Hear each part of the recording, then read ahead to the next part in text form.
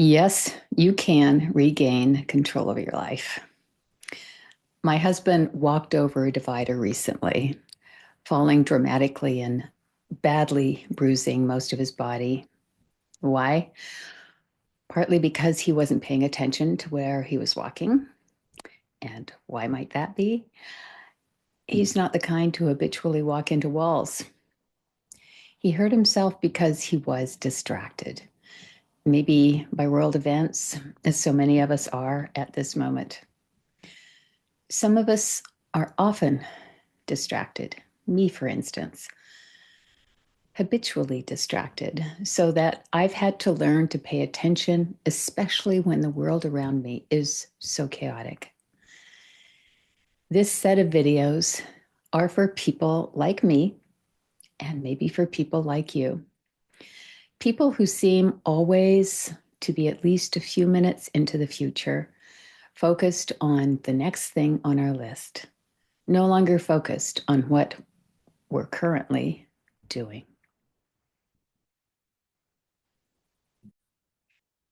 I used to believe that my kind of future focus gave me some control over my life, over a life that always seemed too packed with important things to get done.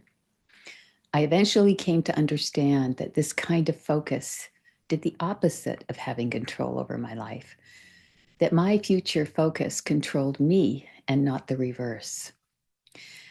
Planning for the future is great, and to my mind, necessary for a person who wants to make their mark or even simply to live a purposeful life. Planning for the future isn't the issue. The issue is the tendency to always be thinking of the next thing and not the thing that is immediately in front of you. Is physically wearing doing that all the time? I should know. Even so, there's something exciting and really satisfying being so focused that it's a hard thing to think of even giving up. I'm proposing that you don't have to give that up. What I'm proposing is that you shift how you approach it. For people who love to work, who are ambitious, the last thing we need is for someone to tell us to slow down, that what we're doing and how we're living our lives is wrong. I don't believe living like this and enjoying life the way we do is at all wrong.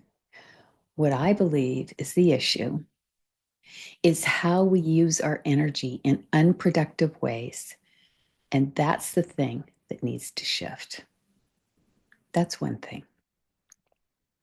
Another thing is all that constantly thinking and planning and physical activity from the time you rise in the morning until the time you fall into bed at night is not only draining physically, but also slowly damaging your body and setting you up for future illness. Those termed illnesses of slow accumulation, like diabetes, heart disease, even Alzheimer's. In fact, in my case, it took more than one illness and several repeated hard lessons before I began to seriously change my approach to living. My hope for you is that if all this sounds too familiar, you can begin to shift earlier with less damage. Where to begin?